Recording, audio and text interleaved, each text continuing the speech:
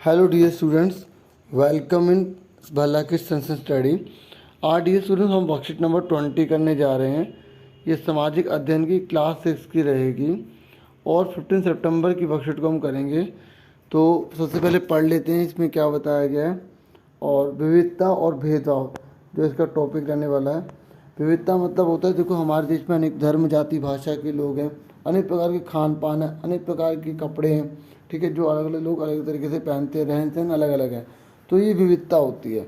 और भेदभाव का मतलब होता है जब इस विविधता के आधार पर हम दूसरे को अपने से कम समझने लग जाते हैं या किसी प्रकार का उनके साथ अन्याय या असमानता का बर्ताव करते हैं, तो उसे भेदभाव कहते हैं। समझ में आ गया? अब फटाफट से पढ़ लेते हैं क्या कह रहा है। हमारा देश भारत विविधताओं का देश है, मैंने अभी आपको बताया, क्योंकि हमारे देश में 1600 से ज़्यादा भाषाएं बोली जाती हैं।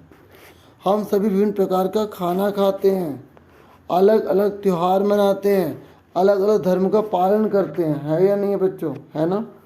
अक्सर हम इस विविधता को समझ नहीं पाते हैं, ठीक है।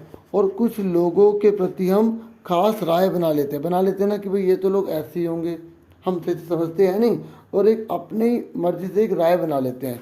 जैसे ये राय बना लेना कि गांव के लोग कंजूस होते हैं, कई लोग सोचते हैं ना।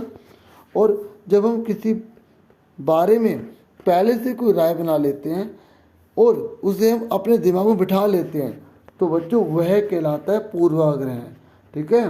समझा कि अगर आप किसी के बारे में पहले से राय बना लेंगे ना, तो उसे पूर्वाग्रह कहते हैं। और बच्चों इस प्रकार की ज़्यादातर जो राय होती है ना, वो नकारात्मक मतलब नेगेटिव होती है और गलत होती है, दूसरों के प्रति भेदभाव उत्पन्न कर देती है।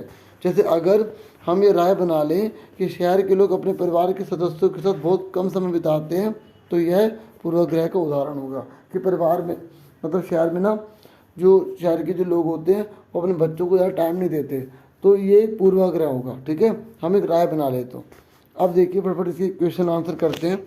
मैंने आंसर आपके लिए स्पेशल कर रखे हैं, ठीक है। तो पहले क्वेश्चन आप यहाँ से नोट करना। देखो आपको कॉपी पर क्या करना है, सबसे पहले आप ये लिख देना, ठीक है। टॉपिक का नाम जरूर लिखा करो, बाद में आसानी रहती है और आप आराम से चैप्टर भी पढ़ सकते हैं, है ना। तो पहला क्वेश्चन आपको ये नोट करना है और आपको जो है त्यौहार और भाषा बतानी है भारत की, ठीक है। विभिन्न सारी तो नहीं, जितनी आप बताना चाहे आप बता सकते हैं। मैं आपको आंसर दिखाता हूँ, ठीक है। तो आप बॉक्स बना लेना, एक तरफ त्यौहार का, एक तरफ भाषा का, और यहाँ पर 5-6 दोनों लिख देना। अब मैं आपको दिखाता हूँ क्या लिखेंगे आप। देखिए मैंने यहाँ पर जो त्यौहार लिखे हैं, ठीक है, आप जो भी मर्जियाँ त्यौहार लिख सकते हैं, ठीक है। तो जैसे ईद है ना, आप ईद भी लिख सकते हैं, क्रिसमस है ना। तो बहुत सारे त्यौहार हैं डियर स्टूडेंट्स, आप कुछ भी यहाँ लिख सकते हैं, जैसे गणेश चतुर्थी, जन्माष्टमी, होली, रक्षाबंधन, महाशिवरात्रि, दशहरा, ठीक है। कुछ भी लिख सकते हैं जो भी आपके मन में हो। ओणम है, बहुत सारे त्यौहार है। भारत के इतना बड़ा देश है, इतने त्योहारों से भरा हुआ है, बहुत ज़्यादा। और भाषा आपको यहाँ पर लिखनी है, जैसे हिंदी है, उर्दू है, पंजाबी है, राजस्थानी है, नेपाली है, मराठी है। तो आप यहाँ पर कोई भी भाषा यहाँ पर आप लिख सकते हैं। तो पहला क्वेश्चन आपको क्लियर हो गया, है ना। उसके बाद जो है नेक्स्ट क्वेश्चन करते हैं, सेकंड। अब देखिए पहला क्वेश्चन क्लियर हो गया। अब सेकंड में कह रहा है कि आपको बताना है कि आप इनको पूर्वाग्रह मानते हैं नहीं मानते हैं, मतलब ये उदाहरण पूर्वाग्रह की है या नहीं। पूर्वाग्रह समझ में आ गया, किसी के प्रति राय बना लेना, और वो राय जो है जरूरी नहीं कि वो सही हो, गलत भी हो सकती है, ठीक है। जैसे शहर के लोग आलसी होते हैं, तो आपको यहाँ पर हाँ या ना लिखना है। देखो हर किसी का ना आंसर अलग अलग हो सकता है कि आप इसको पूर्वाग्रह का उदाहरण मानते हैं या नहीं मानते। कि शहर के लोग आलसी होते हैं, आप मानते हैं? अगर आप मानते हैं तो आप जो है ये आपकी राय बनी हुई है या लोगों की राय है, तो आप जो है हाँ लिख देंगे, नहीं तो आप नहीं लिख देंगे, ठीक है। मैं आपको आंसर सीधा दिखा देता हूँ। देखिए ज़्यादातर जो लोग हैं ना वो यही सोचते हैं कि शहर के जो लोग हैं ना वो आलसी होते हैं, तो हमने यहाँ पर हाँ लिख दिया, ठीक है। उसके बाद है गाँव के लोग अपने स्वास्थ्य को लेकर सतर्क नहीं होते हैं, तो ये भी हाँ, ठीक है।